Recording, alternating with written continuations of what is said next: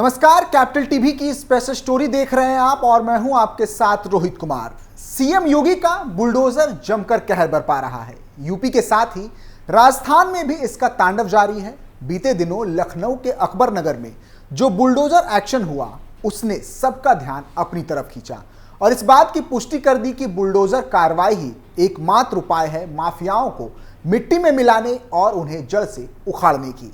अब इसी मॉडल को राजस्थान की भजन लाल सरकार अपनाती हुई नजर आ रही है। राजस्थान के अलवर में हिस्ट्री शीटर फिरोज खान पर जो बुलडोजर एक्शन हुआ उसने पूरे इलाके में तांडव मचा दिया है। क्या है अलवर में बुलडोजर एक्शन से जुड़ी ये पूरी घटना जिसने हिस्ट्री शीटर को मिट्टी में मिलाने का काम किया है, बात करेंगे आज की स्पेशल स्टोरी में।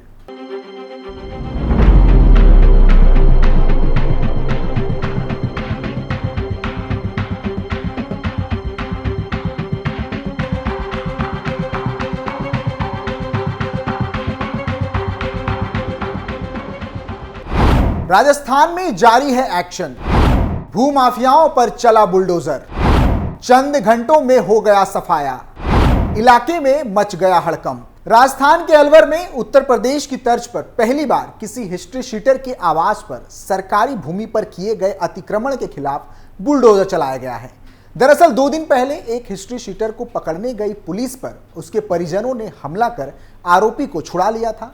इसके बाद गुरुवार को पुलिस प्रशासन ने कड़ा एक्शन लेते हुए अलवर के मनक्का में हिस्ट्री शीटर बदमाश फिरोज खान और पुलिस पर हमला करने वाले 10 लोगों के द्वारा सरकारी जमीन पर किए गए अतिक्रमण को जेसीबी से जमींदोज कर दिया। गौरतलब है कि 22 जून को हिस्ट्री शीटर फिरोज खान के परिजनों ने पुलिस कर्मियों पर हमला कर आरोपी को उनसे छुड़वाकर भगा दिया था। शातिर अपराधी फिरोज खान ट्रक में सवार होकर वहां से फरार हो गया। इसके बाद पुलिस ने 9 लोगों को गिरफ्तार कर 7 को जेल भेज दिया था। इस कार्रवाई से पुलिस ने साफ कर दिया था कि पुलिस पर हमला करने वाले अपराधियों को बख्शा नहीं जाएगा। पुलिस ने कहा कि फरार शातिर आरोपी फिरोज को भी जल्द ही गिरफ्तार कर लिया जाएगा।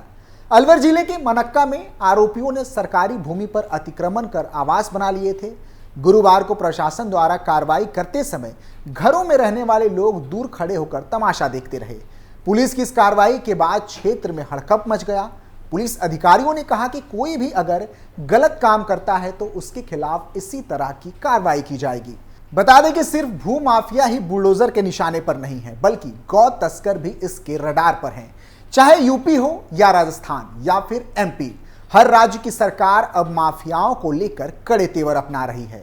हाल ही की घटना एमपी के मुरैना जिले से जुड़ी है, जहां प्रशासन ने बुधवार यानी कि 26 जून 2024 को गौ हत्या के आरोपित जफार खान और असगर खान के घरों पर बुलडोजर चलवा दिया।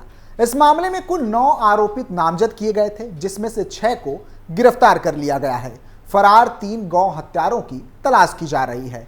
बजरंग दल ने कठोर कार्रवाई की मांग को लेकर प्रदर्शन भी किया था।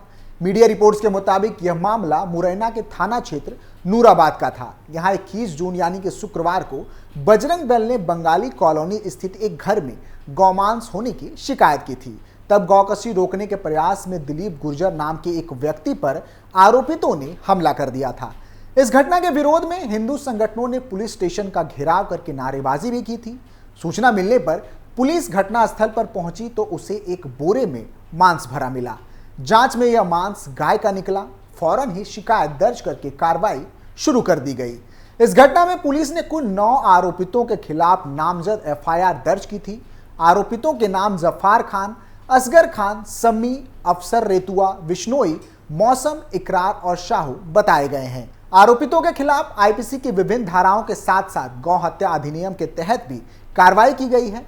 इसमें असगर और उसके ससुर रेतुआ पर राष्ट्रीय सुरक्षा कानून यानी कि एनएसए की भी धाराएं लगाई गई हैं। प्रशासन की जांच में असगर और जफार के घर अवैध तौर पर बने पाए गए। गौकशी की इस घटना में फरार चल रहे 3 आरोपितों की तलाश अभी भी जारी है। बता दें कि एमपी में इन दिनों जमकर बुलडोजर एक्शन देखने को मिल रहा है। खासकर गौ हत्यारों और गौ तस्करों की तो जैसे शामत आन पड़ी है। बीते दिन एमपी के सिवनी जिले में भी एक ऐसा ही मामला सामने आया था, जहां सीएम यादव के बुलडोजर ने जमकर कहर बरपाया था। मध्य प्रदेश के सिवनी जिले में 50 से अधिक गायों के शव मिलने के बाद स्थिति तनावपूर्ण बनी हुई है। इस बीच पुलिस प्रशासन की जांच में सामने आया था कि गौवंश को पशु बाजार से खरीदा गया था और इन्हें नागपुर से हैदराबाद ले जाने की तैयारी थी। लेकिन पुलिस की कार्रवाई को देखते हुए आरोपियों ने गायों के गले रेतकर उनके शव नदी में बहा दिए थे। आरोपियों का मकसद समाज में सांप्रदायिक विवाद भी पैदा करना था। मामले में पुलिस ने अभी तक 5 आरोपितों को गिरफ्तार किया है, जिसके बाद शनिवार उनका जुलूस निकाला गया। वहीं मामले में प्रदेश के मुख्यमंत्री मोहन यादव ने प्रशासन को कड़ी कार्रवाई करने के निर्देश भी दिए हैं। मामला सामने आने के बाद हिंदूवादी संगठन ने बालाघाट और सिवनी को बंद रखा। प्रदेश के मुख्यमंत्री डॉक्टर मोहन यादव ने गौ हत्या को लेकर कड़ी कार्रवाई करने की बात भी कही है। बता दें कि सिवनी जिले में हाल के कुछ दिनों में 54 गौवंश के शव मिले थे। इसमें से कुछ के गले रेतकर उनकी हत्या कर दी गई थी। साथ ही कुछ के अन्य अंग कटे मिले, जिसके बाद पुलिस और प्रशासन ने मामले की जांच शुरू करते हुए संदेह के आधार पर 5 आरोपितों को हिरासत में लिया और उनसे पूछताछ की जा रही है। इनमें से 3 लोग नागपुर के रहने वाले बताए जा रहे हैं। मामले में हिरासत में लिए गए लोगों में शादाब, वाहिद, इरफान, रामदास और संतोष शामिल हैं। रामदास और संतोष पहले भी पशु तस्करी में जेल जा चुके हैं। वाहिद धनौरा थाना क्षेत्र के ग्वारी गांव का रहने वाला है। शादाब उसके रिश्तेदारी में आता है। दोनों पर पशु क्रूरता अधिनियम का एक मामला पहले से ही दर्ज है। इधर इस घटना को लेकर हिंदूवादी संगठन के लोगों ने विरोध प्रदर्शन किया और आरोपियों पर जल्द से जल्द कार्रवाई करने की मांग की। बताया जा रहा है कि गौवंश के तस्करों को हैदराबाद और नागपुर से फंडिंग हो रही थी। सिवनी में पकड़े गए गौ तस्करों से भी पुलिस फिलहाल पूछताछ कर रही है और जल्द ही खुलासा होने की बात कही जा रही है। सिवनी जिले के धनौरा और धूमा थाना क्षेत्र के पिंडारई के पास बिनगंगा नदी के बाहर 26 गौवंश और धूमा क्षेत्र के ककरतल्ला के जंगल में 28 गौवंश के शव मिले थे। सूचना पर कलेक्टर क्षितिज सिंघल और पुलिस अधीक्षक राकेश कुमार सिंह मौके पर पहुंचे और जांच के आदेश दिए थे। ग्रामीणों का कहना था कि उनके क्षेत्र में इस तरह की घटना पहली बार हुई है। लोगों के अनुसार आसपास के गांव से गौवंश के शव नदी में बहकर आए हैं। ग्रामीणों ने प्रशासन से मांग की है कि इस मामले में जांच कर दोषियों को कड़ी से कड़ी सजा दी जाए। सिवनी एसपी राकेश सिंह के मुताबिक मृत मिले गौवंश में से 2 के कान में टैग लगे थे। यह टैग पशु बाजार में मवेशियों की खरीद बिक्री के दौरान लगाए जाते हैं। आरोपितों ने अधिकतर गौवंश के कान काटकर टैग भी गायब कर दिए थे। 2 टैग रह गए, जिनके सहारे पुलिस आरोपियों तक पहुंची। एसपी के मुताबिक हिरासत में लिए गए आरोपितों से पूछताछ में नागपुर के 3 तस्करों का नाम सामने आया है। इन गौवंश को ये तस्कर आगे हैदराबाद भेजने वाले थे।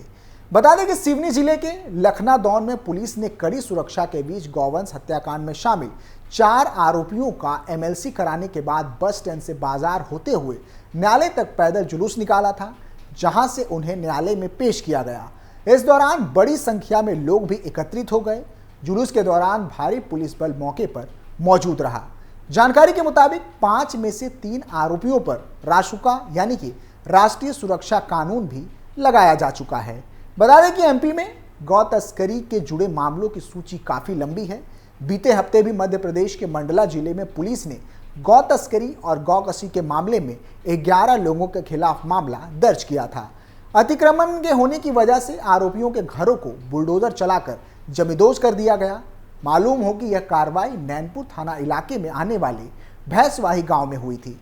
सूचना मिलने पर देर रात जब पुलिस ने दबिश दी तो यहां करीब 150 गौवंश पाए गए, जिनमें से 85 गौवंश को कांजी हाउस भेजा गया। बाकी गौवंश यहां वहां भटक गए, जिन्हें बाद में एकत्र किया गया। वहीं गांव के 11 गौवंश के अवशेष भी प्राप्त हुए हैं। पुलिस ने इस मामले में मध्य प्रदेश गौवंश प्रतिषेध अधिनियम के विभिन्न धाराओं के तहत मामला दर्ज कर लिया है। 11 आरोपियों में से 1 को गिरफ्तार भी कर लिया गया है। बाकी आरोपियों की फिलहाल तलाशी की जा रही है। आरोपियों के घर अतिक्रमण में पाए जाने की वजह से राजस्व विभाग ने भी अतिक्रमण हटाने की कार्रवाई करते हुए सभी 11 आरोपियों के घर बुलडोजर से जमींदोज कर गए। जिले के एसपी रजत सकलीचा ने बताया कि स्थानीय एसडीओपी और थाना प्रभारी को जानकारी प्राप्त हुई थी कि क्षेत्र में अवैध रूप से गौवंश को लाकर उनका वध किए जाने की संभावना है। उसी के आधार पर रात में टीम मौके पर पहुंची तो 11 घरों से गौवंश के अवशेष प्राप्त हुए। इस मामले में 11 घर मालिकों के विरुद्ध एफआईआर दर्ज की गई और आगे की कार्रवाई बड़ी ही सख्ती के साथ की जा रही है, ताकि किसी भी प्रकार से ये हत्यारे बच के निकल ना पाए और इनके किए की सजा इन्हें जरूर मिले और बुलडोजर एक्शन एक अच्छा विकल्प नजर आता है। फिलहाल के लिए इतना ही। आप देखते रहिए कैपिटल टीवी उत्तर प्रदेश। नमस्कार।